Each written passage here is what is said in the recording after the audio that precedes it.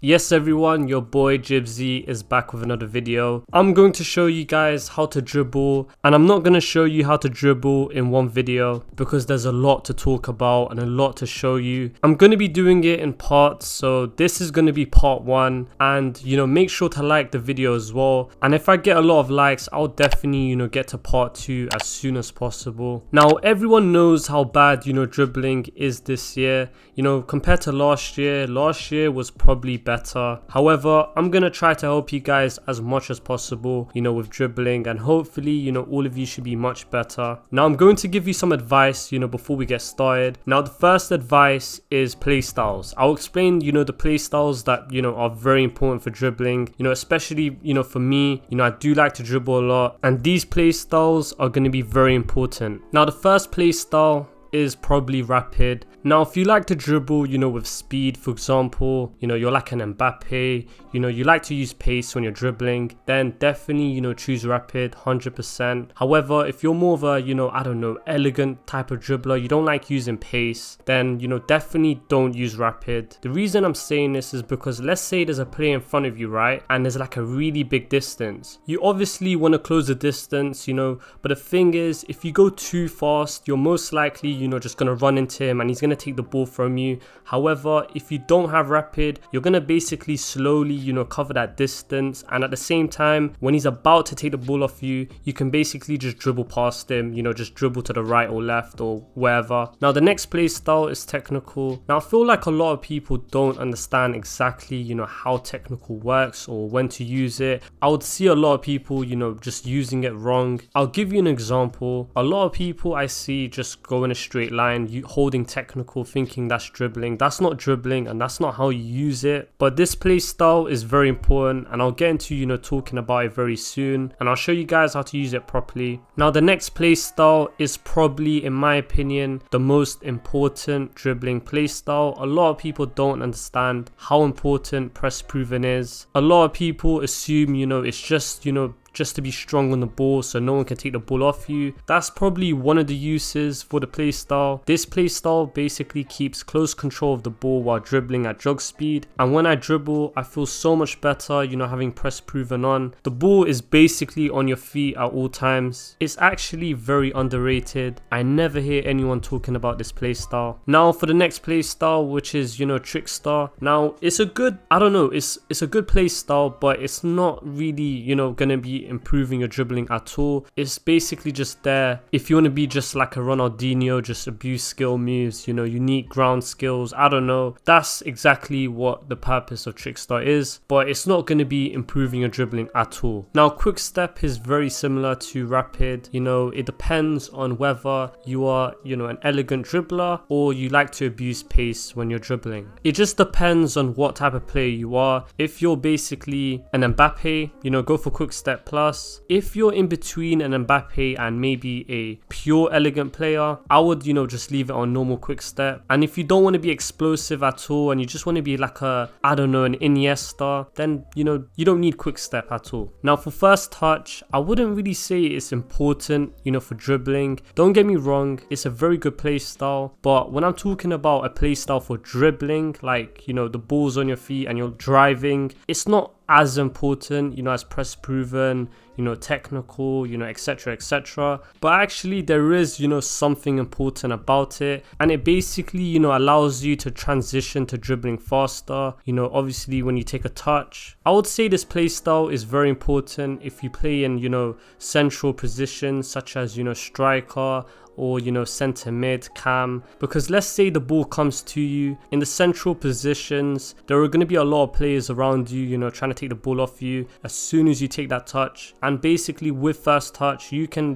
get the ball and start dribbling very quickly. Now I'm done talking about play styles. Now we're going to talk about running styles. Running styles are very, very important. I don't know if you guys have noticed, but you can dribble much more better depending on what running styles you use. Now I've done a whole video on running styles already, so that's why I'm not going to really be talking about it too much in this video, but I'll definitely leave the link down below so you guys can go check it it out. Builds are also very important as well. I'm not going to be talking about builds and the attributes you should be using, but you guys can have a look at my channel and check out the videos I do. I made so many meta builds that would allow you to dribble. Now, having the correct play styles and having the correct running style and the build won't make you a good dribbler. You can have 99 dribbling, you can have the perfect running style, even the play styles are perfect as well, but you could still be a bad dribbler. So that's why I'm going to explain to you guys. Obviously everyone's in different levels. Some may be very good dribblers, some may be decent, some may be bad, but hopefully this video will help you become a better dribbler. And I'm not going to be explaining everything in this video. Again, I'm going to be doing parts, so part 2 there'll be something else I'm going to be talking about. Same with part 3 and 4, etc. Now in this video I'm going to be talking about technical dribbling. Now for those who don't know what technical dribbling is, it's when you hold R1 on your controller. Now for those who don't have PlayStation, just I don't know whether you're on PC or Xbox, just do the equivalent of R1. Now I'm going to be showing you guys how to dribble with technical dribbling in the skill games. If you guys want to improve your dribbling a lot, the best way to improve in it is against bots. Now the reason is because bots are very hard to beat, because if you see the difference between a player and a bot will follow you whether you go to the left or right, which makes it even more harder. And with a player, they have to keep guessing whether you're going to go left, right, what exactly is he going to do. And if you guys go to practice scenarios, the best way to improve your dribbling is definitely champion attacking scenarios, so make sure to do that. If the bots are very hard and you're not just quite ready to do champion attacking scenarios, I would advise you to maybe go for novice attacking scenarios instead. It's basically an easier version of champion attacking scenarios. Now I'm going to show you what you could do with technical dribbling. I'm going to start with the easy stuff you can do with technical dribbling, then we could go to like harder things after, and there's obviously more I need to talk about because there is other ways you can dribble as well. It's not just technical dribbling, but I'll definitely talk about that in other videos. But let's get started on technical dribbling and the easy things that I think you guys should pick up on very quickly. Now I'm gonna show you guys how to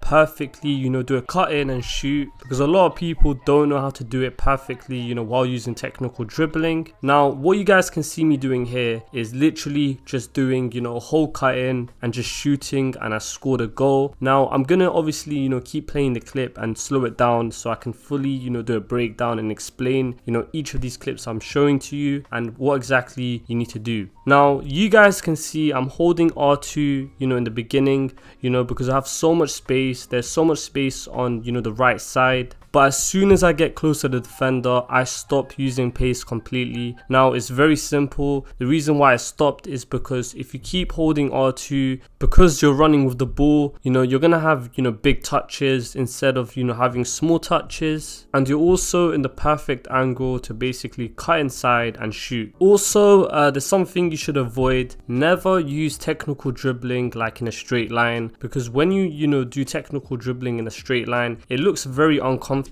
and like you slow down a lot when you're dribbling with technical dribbling. I'll give you an example right now. So when you're doing a technical dribble in a straight line, you feel so slow. Like I don't know why, but you just feel very slow. That's why I try to avoid it completely. Now again, if it works for you, then it works for you. You can do it, but I just never do it. That's just not what I do. You guys can look at all my clips. I never do it. And also you guys can see my arrows, so the way I'm moving when I'm using pace or when I'm doing technical dribbling and basically cutting inside and shooting, it's all there for you to see. Now for the second clip, there's a player right next to me, but because I have so much space in front of me, all I have to do is literally just use pace. And when I feel like the player in front of me is now getting closer and closer and closer, one of them is behind me and the other player is to my left, and you guys can see there's a little gap in between them, and that would be the perfect situation to using technical dribbling. And when I get to a perfect angle, that's when I shoot and score a goal. Now I'm gonna show you actual game clips so you get like a you can understand the scenarios of when to do it,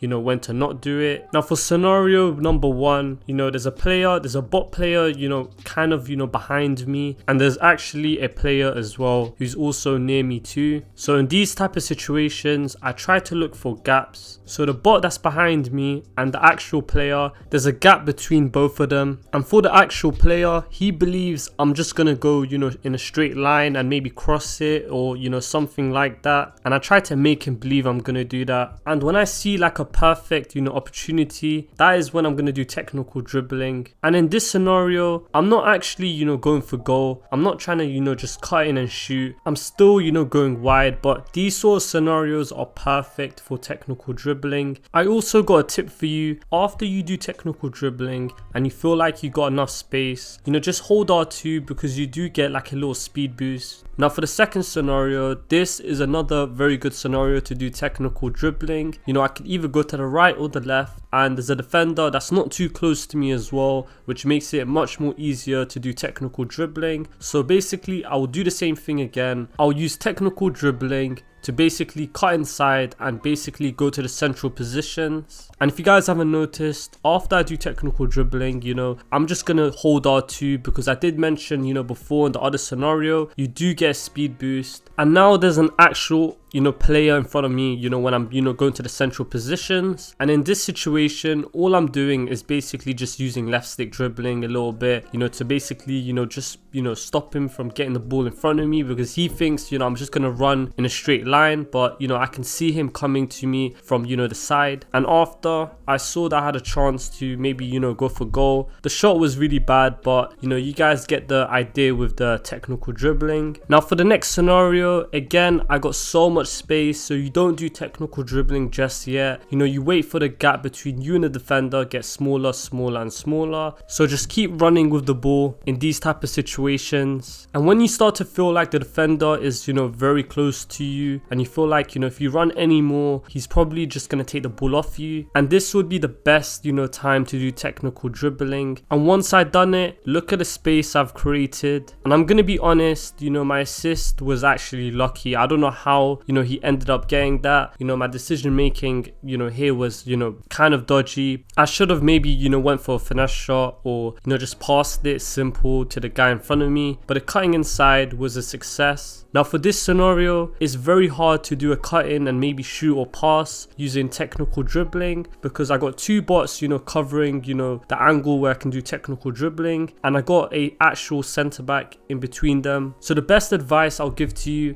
against, you know, players, not bots. Bots are actually, you know, they're very hard to beat. However, they're not as aggressive. Now with defenders, they are very aggressive. I'm talking about actual defenders or actual players. They will try to get the ball off you, and you know, once they know where you're gonna go, if you're gonna go to the left, they're gonna, you know, end up, you know, using bruiser and just take the ball from you. However, if you put yourself in a position where, you know, they have to guess whether you're gonna go here or there, then it will be very difficult, and they're just gonna have to wait it out and see, you know, when is the best time to basically, you know, tackle him or use bruiser. And that's why I just left myself in a situation where, you know, I could easily go to the right or easily go to the left at the same time. If you go too much to the left, basically he will know you're going there. So if your player is basically facing, you know, the left side too much, he will know you're going there. And at the same time, if you face the right too much, he also would know you're going there as well. So I face myself, you know, in a perfect position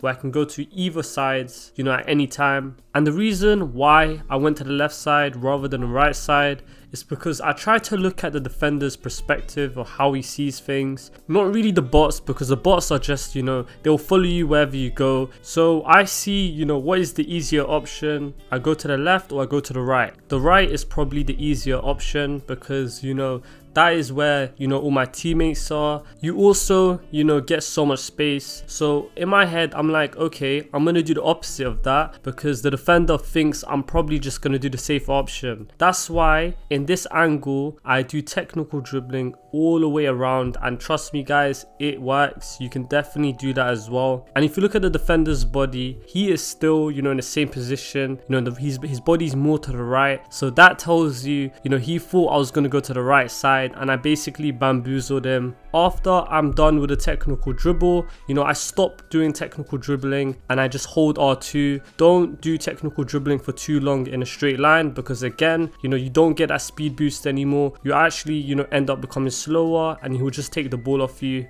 Instead, just hold R2 a little bit so you guys can, you know, get that little speed boost. But remember, watch for the defender in front of you. If you hold R2 for too long, you will end up, you know, having, you know, big touches, which would, you know, make it easier for the defender in front of you to take the ball too. And I end up passing the ball to the player next to me because I felt like, you know, he was in a better angle to shoot. Now I'm going to show you something else you can do with technical dribbling. What I like to do with technical dribbling is I like to chain them with my skills. Now this move I'm going to show you is very effective. Now if you guys maybe got other skills you like to do, you know, that maybe works for you, you could definitely try it with technical dribbling. For this I'm going to use step overs. So we're back on skill games. So, you know, there's a defender, you know, to my side. There's a defender in front of me. So, you know, you get a lot of space to do this. These sort of situations are probably the most ideal, you know, situations to do it. And if you guys want to know how to do step overs, you should be able to see it now. You should be able to see step over right and step over left. Now, instead of cutting inside, you know, using technical dribble, what we're going to do is basically do a technical dribble where we position our player basically facing the defender. Now if some of you guys are wondering why am I doing this, it's because you are putting yourself in a position where you could go to the left or you could go to the right. Now for defender, that's going to be very difficult for them to predict where you're going to go. And the reason why I like step overs is because it works against players and defenders. Now let's say I do a technical dribble, you know, against a bot to the left. The bot will know I'm going to go there straight away. However, with a skill move, it's actually, you know, very hard for bots to know where you're going to go, because, you know, it's literally, you know, in the blink of an eye, I'll go to the right. I'm not actually dribbling to the right. I'm just doing a step over to the right. And once I do that step over to the right, the bot cannot react fast enough. And the same applies for players too. It's actually very devastating. It's very hard to master as well. Like, I mean, you could do it in skill games, but it's much more difficult to do it in an actual game. But with a lot of practice, trust me guys, you can definitely, you know, do it. It's literally just muscle memory. If you do it too early, then the player would literally react fast enough because you're still in front of him while doing a step over. If you do it too late, then the player would basically just tackle you because he's close enough to take the ball off you while you're trying to do a step over. So you need to practice doing it in the right time. It's all about timing. You could also position yourself in front of them with technical dribbling and actually dribble past them. However, I'll definitely get to that in a different video because I don't want to do everything in one video, and then some of you guys will just, you know, there'll be too much to learn and you won't be able to learn all of it in one go. It's much more difficult, so it's better to do it slowly. But look how devastating that step over was. I've created so much space, you know, I can just go and score the goal now. Now if we look at scenario 2, again the same thing. Position your body perfectly in front of them using technical dribbling. Once you have positioned yourself perfectly in front of them, you have to wait just a little bit. You have to time it perfectly. Don't go too close to them because they'll take the ball off you, and at the same time you can't be too far back and do the step over because, you know, they'll react fast enough and take the ball off you. But I've done the step over, I've beaten him, and I've created so much space. And remember what I said before, hold R2 if you got a lot of space to, you know, run, because you do get a little speed boost. Also, you know, it doesn't mean just because you've done that move you can just go and score a goal. There's also another player, and, you know, I felt like in this position, remember how I talked about, you know, you can just go in between two players with technical dribbling. There's a gap between the player I just used the step over on and a player, you know, in the middle. So I done a technical dribble and basically cut it inside, and I scored a good goal. If you guys keep on doing this, eventually, you know, you'll just get used to it and it'll just become like muscle memory to you. You'll know what to do before you even think about it. In the beginning stage, it's going to be very uncomfortable. You're going to be like, oh, wait, what do I do now? You're going to be very confused, but trust me, it will become easier and easier once you keep on doing it and doing it. It's all about practice. Now for the first scenario, you know, I'm just running down the wing. I'm about to get boxed in by two players and a bot. Now if you guys remember what I told you before because once they know where you're going, all they have to do is use bruiser, you know, to slide tackle you, to do stand tackles. It is very easy for them once they know where you're going. It's always good to have a lot of options. If I kept going straight, then the defender would easily just use bruiser and just take me out, or use a slide tackle, or use a stand tackle. It would be much more easier. However, what I do is I use technical dribbling a little bit to basically make it seem like I'm going, you know, more central rather than going more wide, to deceive him. Now, if you have a look at the defender, he is now moving more central because he thinks I'm gonna go there. So I've created options for myself. I can go to the left, or I can try to, you know, go to the right again, because the bot isn't exactly, you know, he's not really in front of me, he's still behind me. And you know, the defender is not running at me just yet because he doesn't know whether I'm going to the left or the right. Another advice, always watch the defenders and, you know, the bots. You know, don't always look at your player. You need to watch their movement as well. That's what I really like to do, you know, to try to understand what they're going to do. So anyways, I do a step over. I basically go wide again. Now, remember how I told you about options? This, you know, this decision making was actually not a good idea.